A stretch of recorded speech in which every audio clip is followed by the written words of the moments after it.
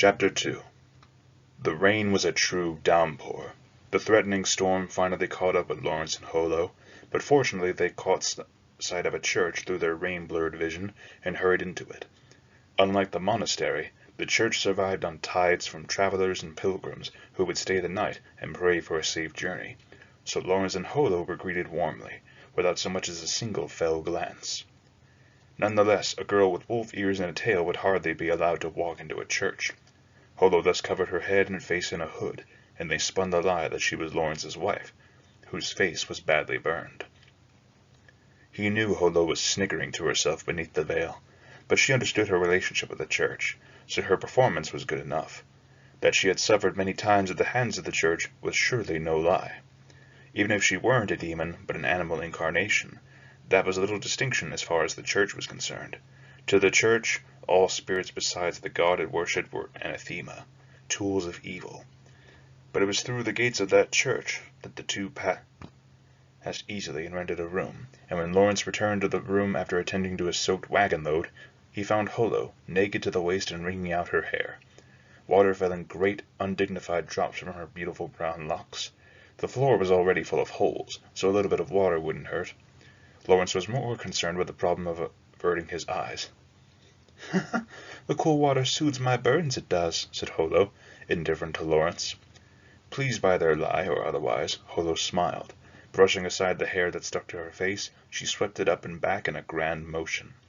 The boldness of the gesture was undeniably wolf-like, and it was not hard to see that the wet hair, disarrayed as it was, resembled the stiff fur of a wolf. "The furs will be all right, surely. They were good marten skins, and martens live in the mountains. Mountains where my kind live as well." "Will they sell high?" "I hardly know. I'm no fur merchant, am I?" Lawrence nodded at the entirely reasonable answer, then began to disrobe and dry his own clothes. "Oh, that's right," he said, remembering. "What shall we do with that wheat sheaf?" He finished wringing out his shirt and was about to do the same with his trousers when he remembered Holo's presence. He looked to her and discovered that she was now quite naked and wringing her own clothes free of water. Feeling somehow vexed, he ventured to strip nude and do the same. What do you mean, what?" "I mean, shall we thresh it, or shall we leave it as it is? Assuming the talk of you residing in the wheat is true, that is." Lawrence was teasing Holo, but she only cracked a slight smile. "As long as I live, the wheat will neither rot nor wither, but should it be burned, eaten, or ground into the soil, I will likely disappear. If it's in the way, you could thresh it and keep it safe somewhere. That might be better." "I see. I'll thresh it and put the grains in a pouch, then. You should hold it, right?" "'Twould be a boon. Still better to hang it round my neck," Holo said. Forgetting himself for a moment, Lawrence glanced at Holo's neckline, but hastily looked away. "I'd hoped to sell some of it elsewhere, though. Could we set aside a bit for sale?" Lawrence asked, after he'd calmed himself. He heard a rustling, and turned to see that it was Holo's tail waving wildly. The tail's fur was very fine, and shed water readily. Lawrence frowned as his face was dampened by the flying drops, but Holo seemed not the least bit contrite. "Most of the crops grew well because of the region. They'll soon wither. That's the point. No use taking them elsewhere." Holo looked thoughtfully at the clothes she'd finished wringing out, but as she had nothing else to change into, she put the wrinkled items back on. Since they weren't cheap like what Lawrence wore, they shed water well. Lawrence thought the situation rather unreasonable, but said nothing, and changed back into his own damp, wrinkled clothes, then nodded to Holo. "Let's go dry ourselves in the great room. With this rain, there should be plenty of other people gathering around the furnace." A good idea, that," said Holo, covering her head with the thin cloak. Once covered, she giggled. "What's so funny?" "I would never have thought to cover up my face because of burns." "Oh, what would you have done?" "The burns would become part of me, just like my ears or tail, proof of my uniqueness." Lawrence was somewhat impressed with her statement. Nonetheless, he wondered uncharitably if she'd feel the same way if she were actually injured. Holo interrupted his reverie. "I know what you are thinking," she said. Underneath the cloak, she smiled mischievously. The right corner of her mouth curled up in a smirk, showing a sharp fang. "Want to injure me and see for yourself?" Lawrence was not entirely disinclined to respond to her provocation, but he decided that if he actually reacted and drew his dagger, things could get really out of hand. It was possible that she meant it. More likely, though, it was just her mischief-loving nature. "I'm a man. I could never injure such a beautiful face." Hearing him say so, Holo smiled as if having received a long-anticipated gift, and drew playfully near to him. A sweet scent swirled vaguely around him, rousing Lawrence's body. Completely indifferent to his reaction, she sniffed him, then drew slightly back. "You may have been caught in the rain, but you still smell foul. A wolf can tell these things." "Why, you—" Lawrence threw a half-serious punch, but Holo moved adroitly aside and he hit only hair. She laughed, cocking her head and continuing. "Even a wolf knows to keep its coat clean. You're a good man, aye, but you need to keep neat." He didn't know whether she was joking or not, but hearing it from a girl like Holo made it impossible to deny. For as long as he could remember, Lawrence maintained his appearance only insofar as it would help his professional negotiation, with no thought given to whether it would appeal to a woman. Had his negotiation partner met a woman, he might have taken the trouble, but unfortunately, he had not once met a female merchant. He didn't know how to answer, so he simply turned around and fell silent. "The beard, though, is quite nice." The medium-length beard that grew from Lawrence's chin had always been well received. Lawrence accepted the compliment gracefully, turning back to face her, somewhat proudly. "I dare say I'd prefer it a bit longer, though." Long beards were not popular among merchants. The thought automatically occurred to Lawrence, but Holo drew a line from her nose across her cheeks with her index finger, continuing her jape. "Like so, like a wolf." Lawrence was now finally aware that he had been made sport of.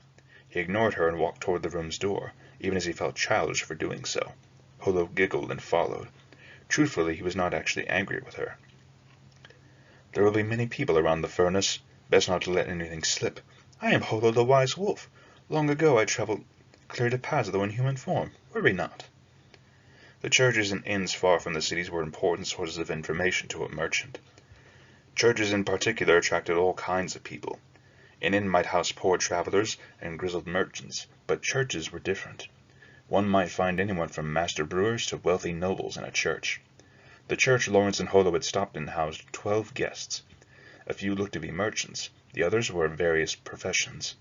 "Aha, so you're here from Yoren's, then?" "Yes, I delivered salt from there to my customer and got marten furs in trade." Most of the guests sat on the floor in the main hall, taking their meals or picking fleas from their clothing. One couple monopolized the bench in front of the furnace.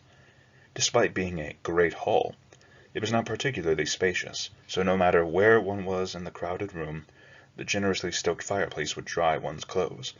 The couple's clothes did not appear wet, so Lawrence imagined they were probably wealthy, and having made generous donations to the church, could be here as they pleased.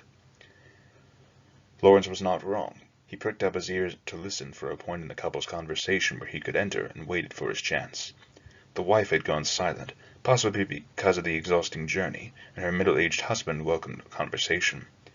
"Still, going all the way back to Yoren's, isn't that rather arduous?" "That depends on how canny the merchant."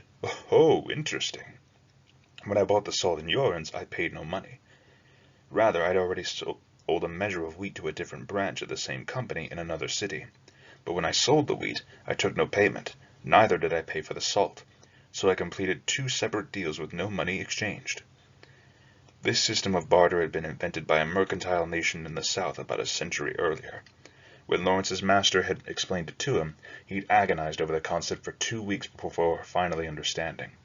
The man in front of him had apparently never heard of it himself, and appeared similarly unable to grasp it, hearing the explanation but once. "I see. What a strange contrivance," he said, nodding. "I live in the city of Parenzo. My vineyard has never employed such a method when selling our grapes. Will we be all right?" This barter system was invented by merchants who needed a convenient way to deal with people from many different lands. As the owner of a vineyard, you need to be careful not to let vintners claim your grapes to be poor and buy them cheaply. "Yes, we have such agreements every year," said the man with a smile. But to the accountants he employed, the red-faced arguments they had with sly vintners were no laughing matter. Most vineyard owners were noble, but almost none of them took a personal hand in the farming or sale of their product. Count Arendot, who managed the region surrounding Pazlo, was highly eccentric in this regard. "Lawrence, was it? Next time you're in Parenzo, do come by for a visit." "I shall, thank you." As was common among the nobility, the man did not give his own name, assuming his name would already be known. It was seen as plebeian to give one's own name. Undoubtedly, if Lawrence were to visit Parenzo and ask after the master of the vineyard, it would be this man. Had this been Parenzo, though, a man of Lawrence's stature would find it practically impossible to simply arrange an audience with him. Churches were therefore the best place to establish such connections. "Well then, as my wife appears tired, I'll take my leave of you." "May God allow us to meet again," said Lawrence. It was a standard phrase within the church. The man rose from his chair and, along with his wife, gave a polite nod before leaving the hall. Lawrence too vacated the chair the man had requested that he bring over from the corner of the room. He then returned the chairs the couple had occupied to the corner.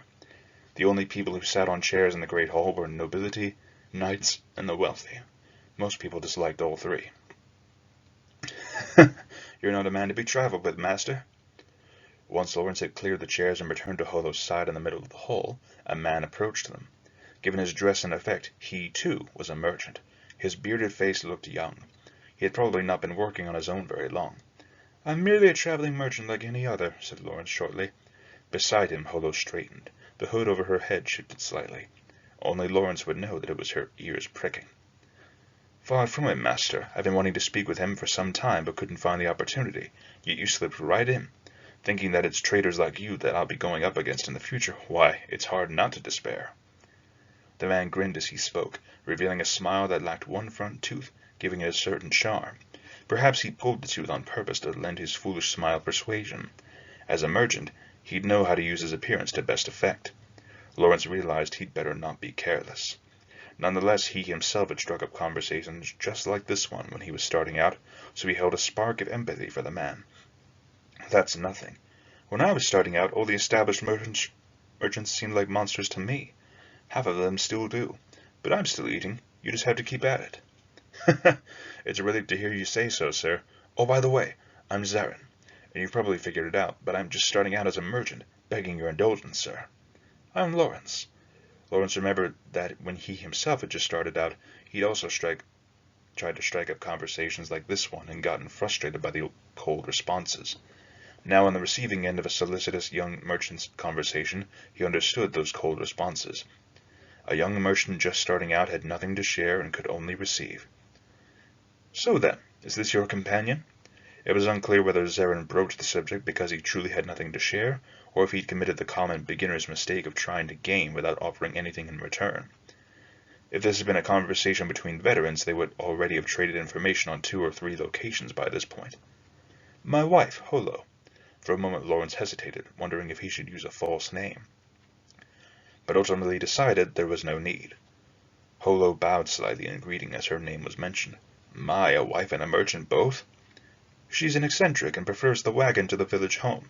Still, covering your wife in a cloak this way, she must be very precious to you." Lawrence had some grudging respect for the man's charisma.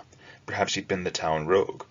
For his part, Lawrence had been taught by his relatives that it was best not to say such things. But it is a man's instinct to want to see hidden things.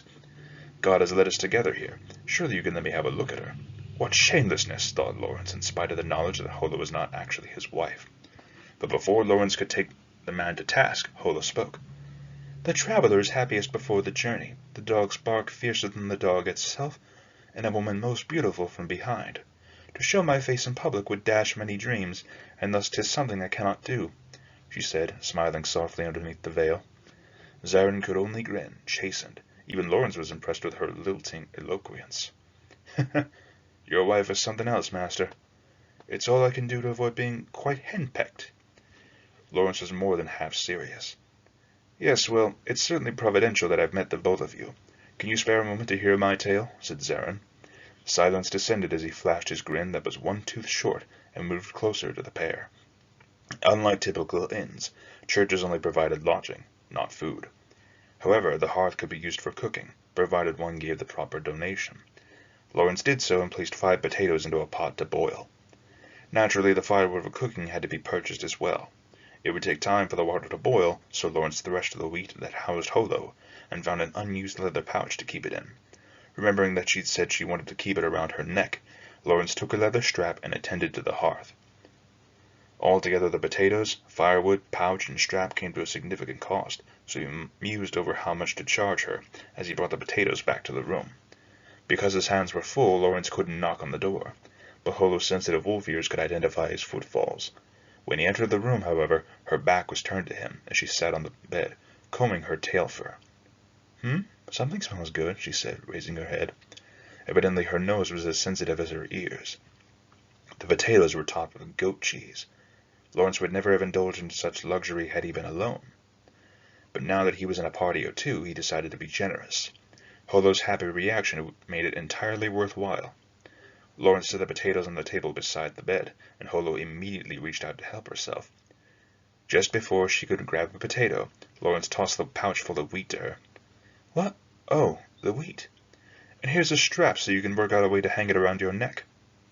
My thanks, but this takes precedence, she said, tossing the wheat aside with surprising nonchalance, then licking her lips and reaching for a potato. Apparently eating was a priority for Holo.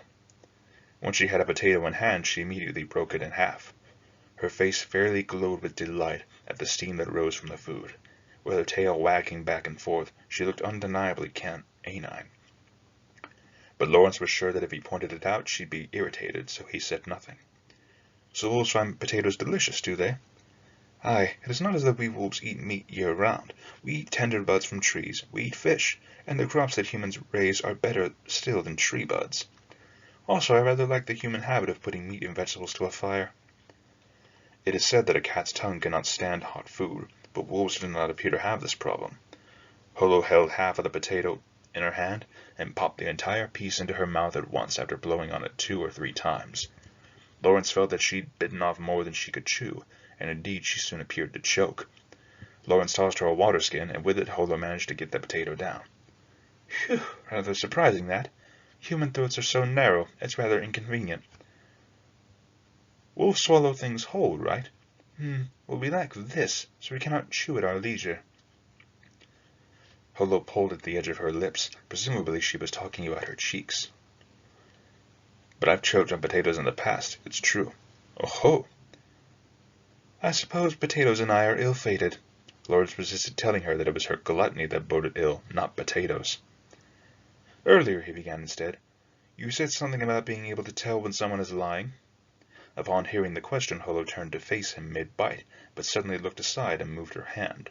Before Lawrence could ask what was wrong, her hand stopped, frozen in mid-air as if she'd grabbed something. There are still fleas. It's that nice furs of yours. I bet it's a lovely bed for them. Transporting fur or woven goods often involved smoking the fleas out of them, depending on the season. Lawrence spoke from experience, but Holo seemed quite shocked, and thrust out her chest as she spoke proudly. Well, it's a credit to your eye for quality that you can tell as much then, she said haughtily. Lawrence decided to keep his thoughts to himself. So is it true that you can tell truth from lies? Oh, more or less.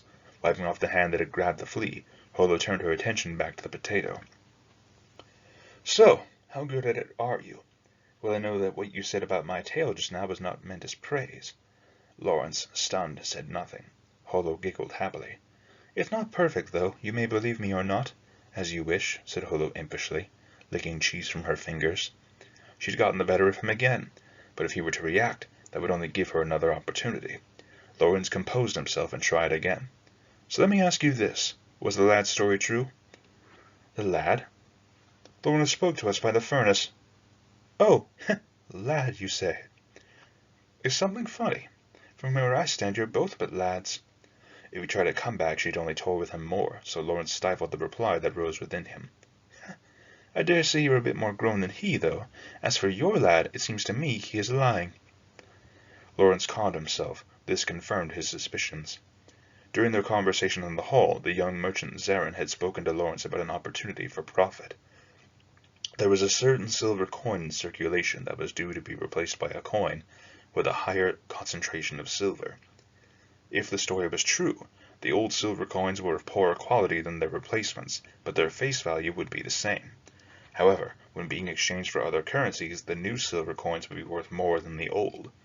If one knew in advance which coin was due to be replaced, one could buy them up in bulk, then exchange them for the new coins, thus realizing what amounted to pure profit. Zarin claimed that he knew which coin among all those circulating in the world would be replaced, and would share the information in exchange for a piece of the profit. Since Zarin would certainly have made the same offer to other merchants, Lawrence could not simply swallow the story whole. Holo stared into the space as if thinking back on the conversation, then popped the piece of potato into her mouth and swallowed it. I don't know which part is a lie, though, nor do I understand the finer points of the conversation. Lawrence nodded and considered.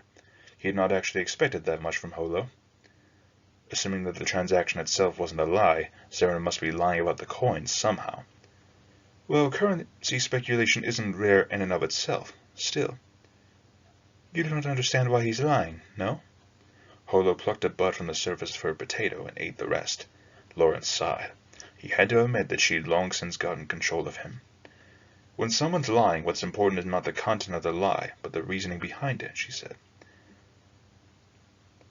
How many years do you think it took me to understand that? Oh, you may have called that Zarin person a lad, but you're both the same to me, said Holo proudly. In times like these, Lawrence wished Holo did not look so frustratingly human.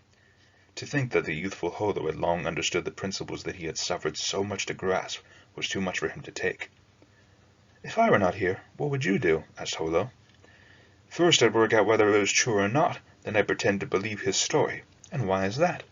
If it's true, I can turn a profit just by going along with it. If it's a lie, then someone somewhere is up to something. But I can still come out ahead if I keep my eyes and ears open. Given that I am here and have told you he's lying, then...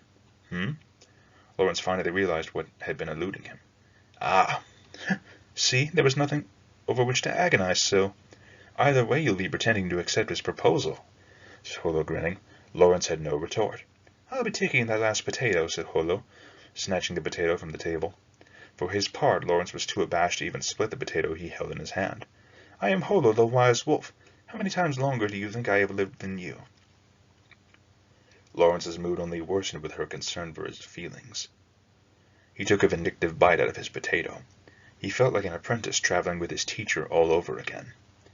The next day was beautiful with clear autumn skies. The church awoke still earlier than the merchants, so by the time Lawrence rose, the morning routine was already finished. Lawrence anticipated this and was unsurprised, but when he went out to the well to wash his face, he was shocked to see Holo walking out of the worship hall with the members of the church. She had her head bowed and was wearing her cloak, but even so she stopped frequently to chat pleasantly with the churchgoers. The sight of the devout chatting with the god of the harvest whose existence they refused to acknowledge was amusing, though Lawrence lacked the nerve to find it so.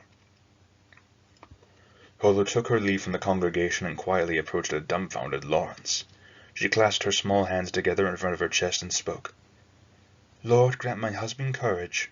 The well water was chilly due to the approaching winter. Lawrence poured it over his head anyway and pretended not to hear Holo's laughter. It's gotten a bit more important, the church has, said Holo. Lawrence shook his head to clear it of water, just as Holo had done with her tail the previous day. The church has always been important.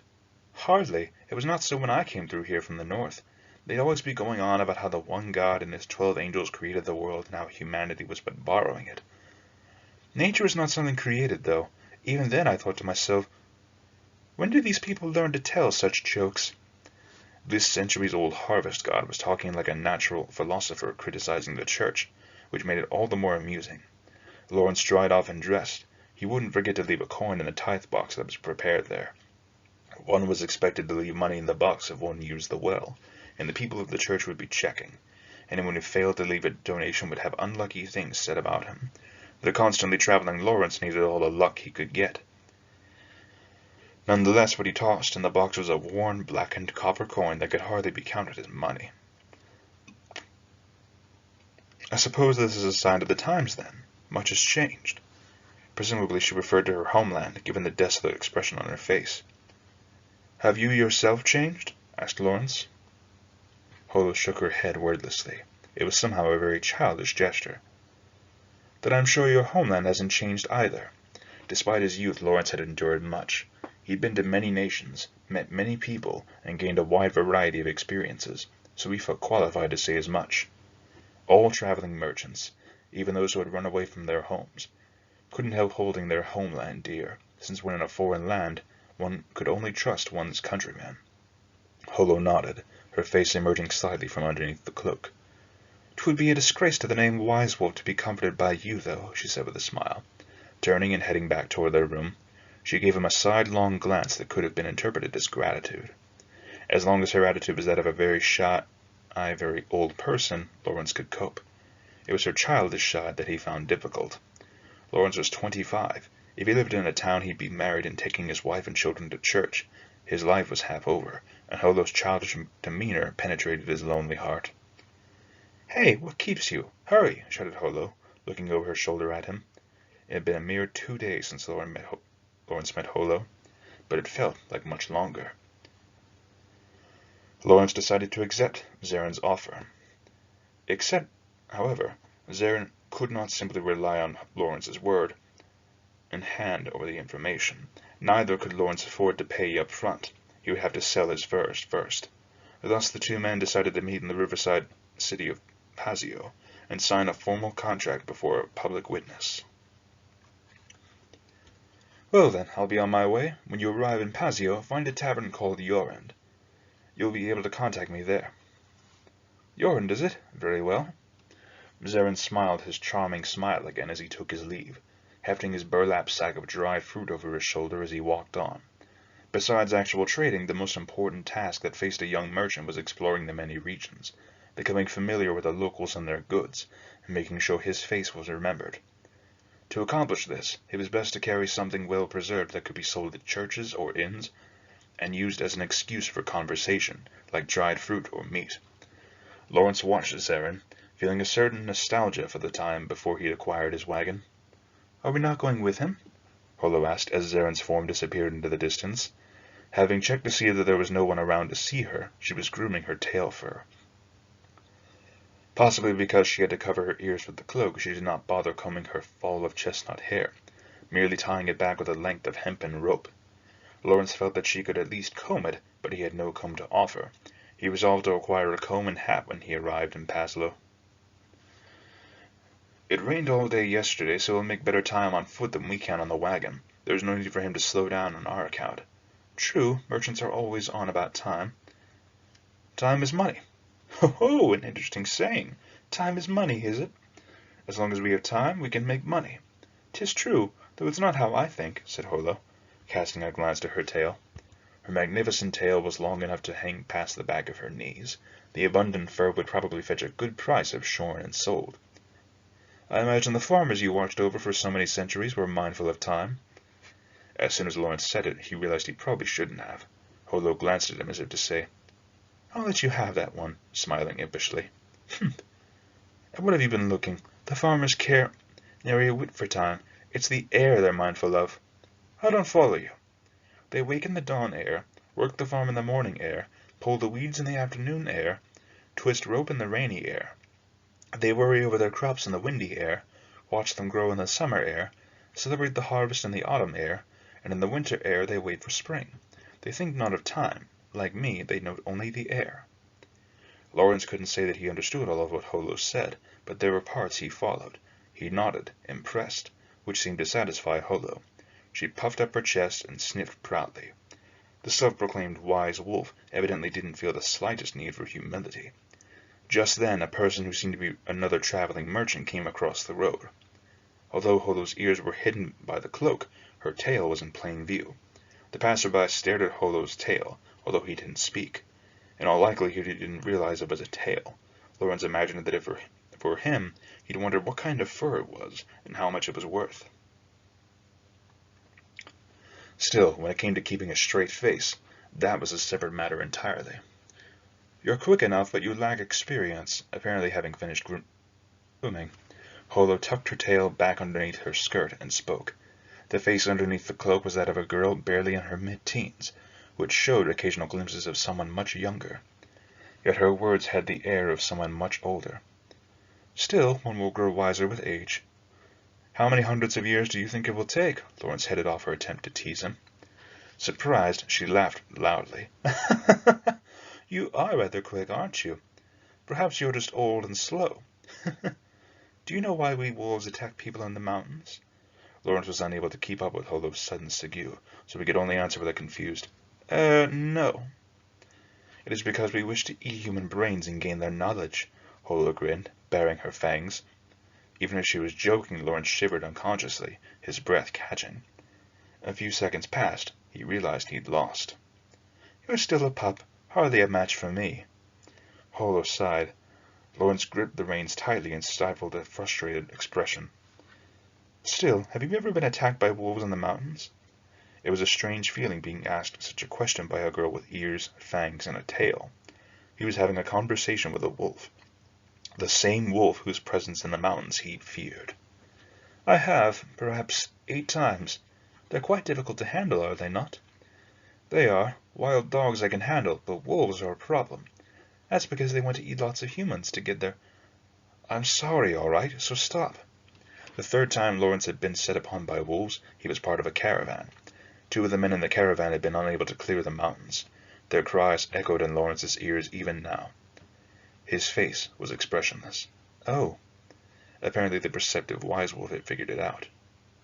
I am sorry, said a contrite Holo, slumping, almost shrinking. Lawrence had been attacked by wolves many times. With the memories of the encounter swirling in his head, he was in no mood to answer. Splish splosh went the horse's hooves in the muddy road. Are you angry?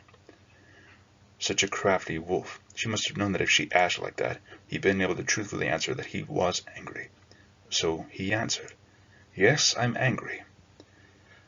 Look, Holo looked up at Lawrence in silence. When he looked back at her out of the corner of his eye, he saw her pouting. It was charming enough that he almost forgave her. I am angry. No more jokes like that. He finally turned to her and said.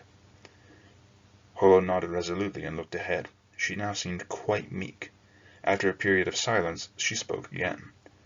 Wolves live only in the mountains, but dogs have lived with humans. That's why wolves make tougher opponents.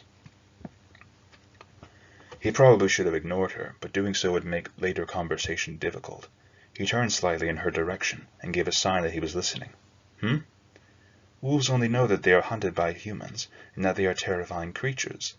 So we are always thinking about what to do when they enter our forest. Holo stared straight ahead as she spoke, as serious as Lawrence had ever seen her. He didn't think she'd made that story up. He nodded, slowly. But there was something in her vagueness that worried him. Did you ever? But Holo stopped him before he could continue. There are some things I simply cannot answer. Oh, said Lawrence, chided himself for speaking without thinking ahead. Sorry. Holo then smiled. Now we're even. A 25-year-old was not, it seemed, a match for a wise wolf. There was no further conversation, but neither was there any bad air between the two. The horse plodded along, and soon the day had passed and night fell. A merchant never continued his travels after dark when it had rained. If the wagon became stuck in the mud, 7 times out of 10 it meant that the goods would have to be abandoned. To turn a steady profit as a traveling merchant, one had to minimize losses, and the road was full of dangers. Holo suddenly spoke. Nestled in the fur pile beneath a sky she'd promised would be clear the next day. The worlds we live in, you and I, are very different, she said.